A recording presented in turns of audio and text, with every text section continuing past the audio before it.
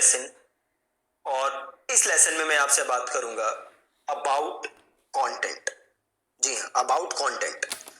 जैसे मैंने आपको पहले बताया था कि जो एसईओ है उसके लिए जो सबसे जरूरी चीजें हैं उसमें से एक है आपका कंटेंट। आपने पहले भी सुना होगा कि कंटेंट इज द किंग, है ना। तो एसईओ में ये कंटेंट ही डिसाइड करेगा कि आप रैंक हो पाओगे या नहीं हो पाओगे। अब पहले क्या होता था गूगल पे कि आप बेकार कंटेंट डाल के भी रैंक कर सकते थे, but that's not the case at this moment. अब सपोज करो, एक सिंपल सिचुएशन लो कि आपकी ये वेबसाइट है, ठीक है। इनफैक्ट वेबसाइट रैंक नहीं होती, हमने बात की थी क्या रैंक होता है, वेब पेज।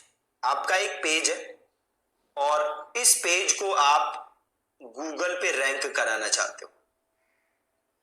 अब एक बात बताओ, क्या आप अकेले हो जो कि अपने पेज को रैंक कराना चाहते हो? Answer is no. आपके अलावा लाखों लोग और हैं जिन्होंने वेबसाइट बना रखी है, वेब पेज बना रखे हैं, कंटेंट लिखा हुआ है। अब गूगल के पॉइंट ऑफ व्यू से सोचो कि गूगल आपको क्यों दिखाए, उनको क्यों ना दिखाए। गूगल अल्टीमेटली क्या चाहता है? गूगल क्या चाहता है पहले तो ये समझो आप। गूगल चाहता है अच्छा यूजर एक्सपीरियंस। इसका मतलब क्या है? अब एक बात बताओ, गूगल कोई बार बार क्यों यूज करता है?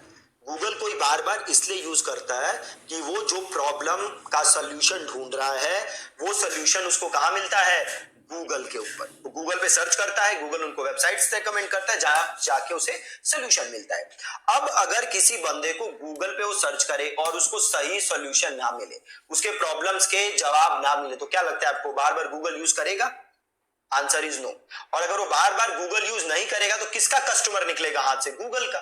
फिर गूगल को लॉस होगा, राइट। तो गूगल अल्टीमेटली चाहता है कि उसके यूजर्स का एक्सपीरियंस अच्छा हो, और यूजर्स का एक्सपीरियंस तभी अच्छा हो सकता है जब यूजर्स को उनके प्रॉब्लम का सॉल्यूशन मिले। और प्रॉब्लम का सॉल्यूशन कैसे मिलेगा? Through content. ठीक है जी। तो आपको करना क्या है, आप जिस भी प्रॉब्लम का सॉल्यूशन दे रहे हो या जिस भी क्वेश्चन का आंसर कर रहे हो या जिस भी कीवर्ड के ऊपर आप कंटेंट लिख रहे हो वो अल्टीमेटली यूजर की जो रिक्वायरमेंट है उसको सेटिस्फाई करना चाहिए।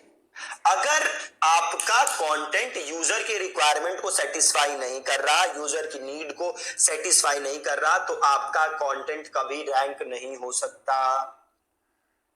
तो ये बहुत ही जरूरी है कि आपका कंटेंट यूजर के सवाल, उसकी प्रॉब्लम, उसके जो भी वो ढूंढ रहा है उसको सॉल्व करे। ठीक है। एक और यहां पे सवाल उठता है कि काफी लोग कहते हैं कि भैया कितना बड़ा कंटेंट लिखना चाहिए, 10,000 वर्ड का, 5,000 वर्ड का, काफी इस पे रिसर्च भी आती रहती है। आप बहुत लोगों से सुनोगे कि भैया 10,000 वर्ड का कंटेंट होना चाहिए, 5,000 वर्ड का कंटेंट होना चाहिए। रिसेंटली गूगल ने एक जवाब दिया है, एंड अकॉर्डिंग टू गूगल आप कितना बड़ा कंटेंट लिख रहे हो वो मैटर नहीं करता।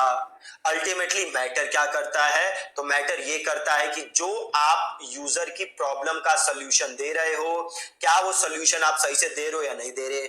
अगर वो सोल्यूशन 100 वर्ड्स में हो सकता है तो 100 वर्ड्स, अगर वो सोल्यूशन देने के लिए आपको 5,000 वर्ड चाहिए तो 5,000 वर्ड्स, अगर वो सोल्यूशन देने के लिए 10,000 वर्ड चाहिए तो 10,000 वर्ड्स, राइट। अब अगर जस्ट लिख रहे हो कि भैया पेंसिल क्या होती है और इसको लिख दिया 10,000 वर्ड का कंटेंट, अनरिलेटेड कंटेंट जिसका कि यूजर के सवाल से कोई मतलब नहीं, तो कोई फायदा नहीं होने वाला। ठीक है जी। ये बहुत ही जरूरी चीज है जो आपको ध्यान में रखनी है। और जब आप कंटेंट लिखते हो तो खाली टेक्स्ट फॉर्मेट में कंटेंट नहीं डालना, आपको इमेजेस यूज करनी है। आप अगर उस कंटेंट के बीच में वीडियोस डाल सको जो कि आपके कंटेंट को और बेटर तरीके से एक्सप्लेन कर दे, तो आपको वीडियोस भी डालनी है। प्लस आपकी जो लैंग्वेज होनी चाहिए वो कैसी होनी चाहिए? Easy to read. अब अगर आपका लैंग्वेज ऐसा है कंटेंट का जो कि बड़ा ही मुश्किल है, किसी को समझ नहीं आ रहा, तो अगेन उस कंटेंट का कोई फायदा नहीं है, क्योंकि वो यूजर के अल्टीमेट प्रॉब्लम को सॉल्व नहीं कर पाएगा। ठीक है जी। तो एसईओ का फाउंडेशन क्या है? आपका कंटेंट। सो मेक श्योर आपका कंटेंट अच्छा है। अच्छा कंटेंट बनाने के लिए आपको यूजर के प्रॉब्लम के जवाब देने हैं, और कंटेंट अच्छा और कैसे बना सकते हो, उसमें इमेजेस डालो, वीडियोस डालो, और वो रीड कर करने में आसान होना चाहिए, रीडेबल होना चाहिए। ठीक है, सो that's it about the content. आगे के लेसन्स में मैं आपको समझाऊंगा भी कंटेंट स्टार्ट कैसे करना है लिखना, राइट। So that's it. और फ्रॉम दिस वीडियो कल की जो लेसन है वहां से हम सीखेंगे कीवर्ड्स के बारे में, ठीक है, कि कीवर्ड्स कैसे रिसर्च करने, क्या क्या टूल्स हैं। सो 2-3 लेसन्स आपके कीवर्ड्स के ऊपर आएंगे, ठीक है जी। So that's it from today's video.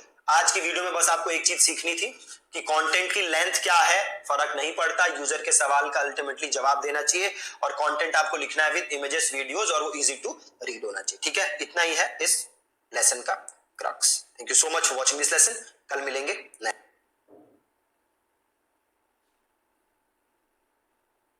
उम्मीद करता हूँ आज की वीडियो आपको पसंद आई होगी। जैसे कि हम लेसन नंबर 3 देख रहे थे, और इंशाल्लाह कल लेसन नंबर 4 अपडेट हो जाएगा। चैनल को सब्सक्राइब कर दें, फॉलो कर दें और बेल आइकन को दबा दें ताकि कल आने वाली वीडियो आपको मिलती रहे।